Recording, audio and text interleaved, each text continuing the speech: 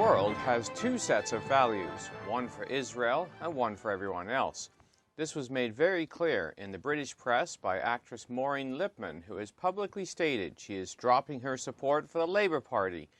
In an opinion article in Standpoint magazine entitled "Labour Has Lost Me," she stated, "Just when you thought it couldn't get any worse, just when the anti-Semitism in France, Denmark, Norway, Hungary is mounting savagely, just when our cemeteries and synagogues and shops are once again under threat, just when the virulence against the country defending itself against 4,000 rockets and 32 tunnels inside its border, as it has every right to do under the Geneva Convention, has been swept aside by real pestilence of ISIS, in steps Mr. Miliband to demand that the government recognize the state of Palestine alongside the state of Israel." End quote. Lippmann went on to state what the makeup of a future Arab state would look like, and pointed out the hypocrisy in the West's position towards Israel. She said, "Any future Palestinian state will be entirely free of Jews, of course, yet the Jewish state is labeled apartheid, with 1.7 million Arabs in residence and represented in parliament." She also went on to state, number one, it is a historical fact that the Arab states refused such an offer in 1937, 1948, 2000, and 2008. They have yet to accept Israel's right to exist, and their constitutions and broadcasts to this day extol its destruction. Number two, how can you recognize a state until its borders are decided? Third, if you recognize a state, you can officially arm that state. Already, billions of pounds have been allotted to rebuild Gaza. Ha! Rebuild the tunnels and equip the arsenal. Oh, how the propaganda has worked on these clever, concerned people again and again and again. If Hamas and Fatah cared one iota for the Palestinians, might they not have built schools and hospitals and streets for their people the first time the billions poured in and were converted into weaponry and hotel suites in Paris, while citizens were used as human shields? Well, her criticism of Mr. Miliband is very clear, but it does make a very valid point. She says, "I'm an actress, Ed, and I'm often commended for my timing. Frankly, my dear, yours sucks. The world is exploding around us. ISIS is beheading our civilians while raping and pillaging across Syria and Iraq. Presidents Putin and Assad are playing such heavy-handed games that we don't know which rebel group to support. Hong Kong may be about to see a replay of Tiananmen. Islamist terror in every spot of the globe, and if one Jew had been responsible for any of those bombings, there would, I'm afraid to say, have been another Kristallnacht. At this point in our history, you choose to back these footling backbenchers in this ludicrous piece of propaganda?" Well, this stinging criticism has a great message that's worthy of consideration. She states, "And tell me this, Mr. Miliband, sir, where are the pictures of the civilian dead from the Allied bombings over Iraq? On which front pages can I see them? The daily count of dead and maimed babies, the howling mothers and screaming old women we saw every day, 5 times a day, from Gaza. May I remind you that no one is tunneling into Dover or sending rockets into Coventry, yet we seem to have every right to bomb the living daylights out of Iraq. Again, conclusions. One law for the Israeli, another law for the rest of the world. Plus ça change." Translation, the more things change, the more they stay the same. End of the quote. It is somewhat shocking that an actress has to be the one to point out the absolute hypocrisy of the West's current position. Her statement is interesting. No one is tunneling into Dover or sending rockets into Coventry. Well, not at the moment, no. But what if an Islamist gunman was to shoot a British veteran soldier and then invade the British Parliament? Well, that is what has happened in Canada this week. Reserve Corporal Nathan Cirillo, recently returned from Afghanistan, was participating in the ceremonial guard at the National War Memorial in Ottawa, Canada's capital city, last Wednesday, when a gunman shot him in the back before charging into the Canadian Parliament buildings, where he was eventually shot and killed. Cirillo was shot by Michael Zahaf Bibu, a Canadian of Libyan descent who was a Catholic who converted to Islam in 2004. The RCMP described Bibu in a video he recorded prior to the attack. They say he was quite deliberate, he was quite lucid, he was quite purposeful in articulating the basis for his actions. They were in respect broadly to Canada's foreign policy and in respect of his religious beliefs, end quote. This attack came only 2 days after Canadian Forces officer Patrice Vincent was killed while being run down by another radicalized Islamist, Martin Couture-Rouleau, who converted to Islam in 2013 and wanted to leave Canada and join ISIS. Canada's Prime Minister Stephen Harper said both of these attacks were a grim reminder that Canada is not immune to the types of terrorist attacks we have seen elsewhere around the world. Prime Minister Stephen Harper said in a message to the country Wednesday evening, "Let there be no misunderstanding. We will not be intimidated."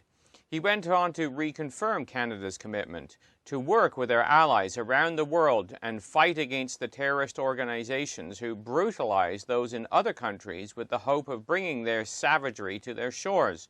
They will have no safe haven, end quote. Harper classified both of this week's attacks as terrorism in his address to the House of Commons on October 23rd. The whole nation watched as the funeral of Nathan Cirillo was held, lining bridges and highways as the hearse passed on its journey from Ottawa to Hamilton. Vincent's funeral is to be held on Saturday. The events of the last week have brought the war on terror inside the Canadian Parliament quite literally.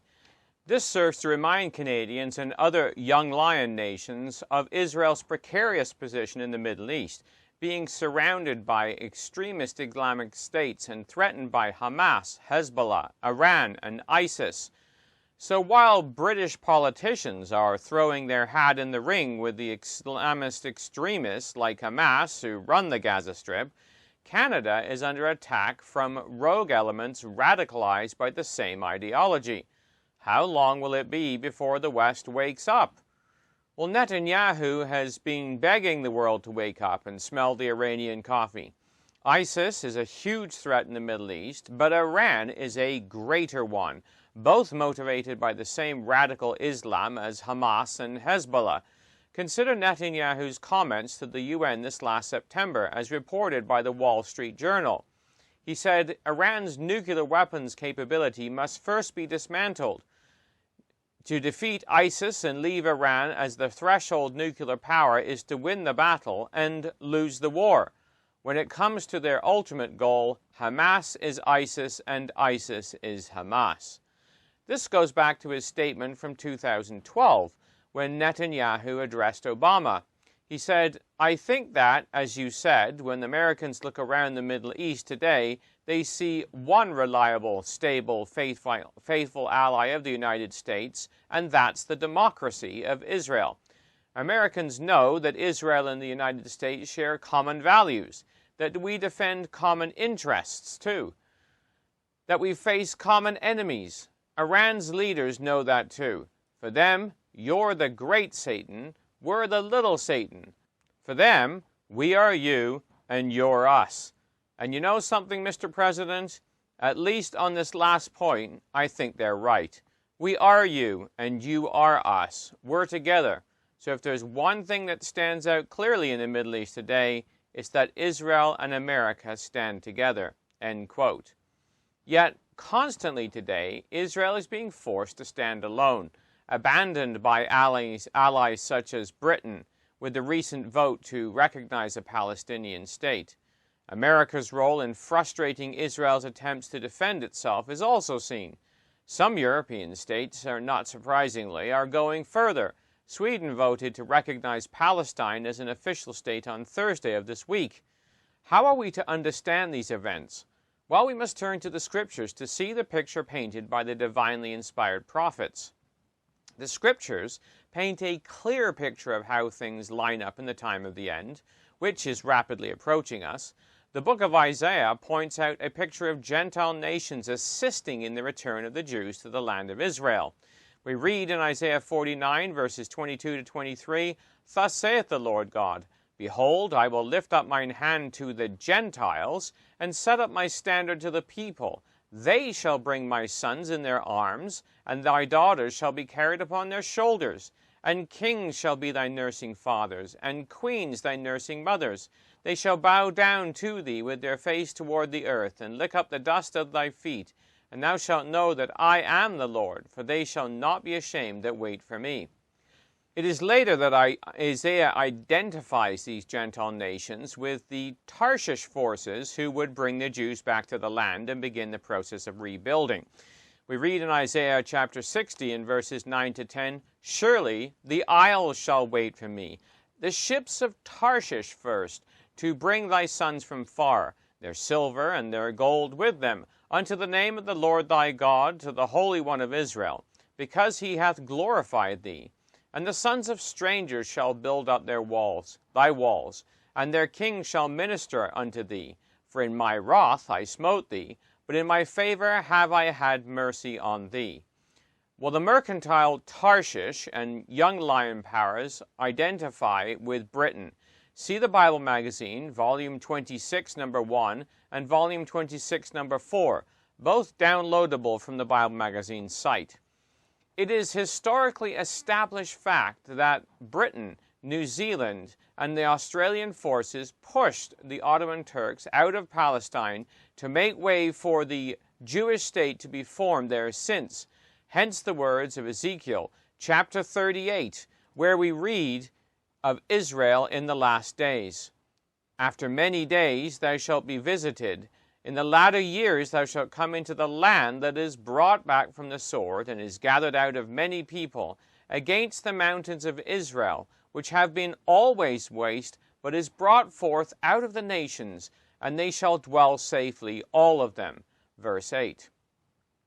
The powers of Britain, the USA, Canada, Australia, New Zealand, and others are to be found in opposition to the nations who come against Israel, and will have formed an alliance with Sheba and Dedan, the area of modern Saudi Arabia and Yemen.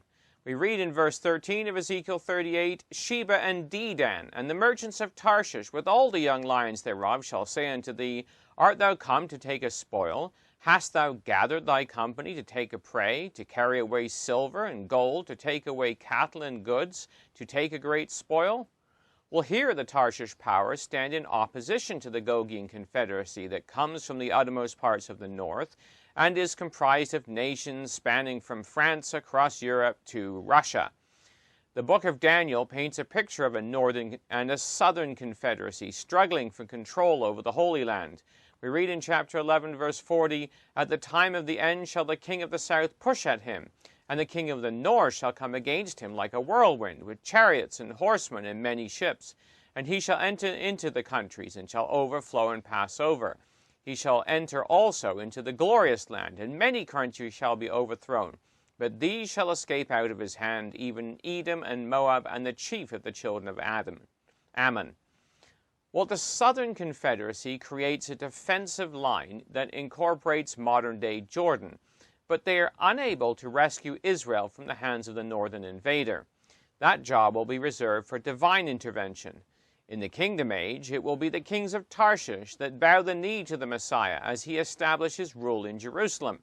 For we read in Psalm 72, verse 10, "The kings of Tarshish and the isles shall bring presents. The kings of Sheba and Seba shall offer gifts. Yea, all kings shall fall down before him, and all nations shall serve him."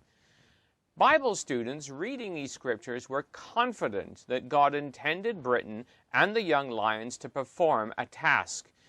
John Thomas, writing in Elpis Israel in the year 1848, said, "There is then a partial and primary restoration of the Jews before the manifestation, that is, of Jesus Christ's return, which is to serve as the nucleus or basis of future operations in the restoration of the rest of the tribes after he has appeared in the kingdom. The pre-adventural colonization of Palestine will be on purely political principles, and the Jewish colonists will return in unbelief of the messiahship of Jesus and of the truth as it is in him.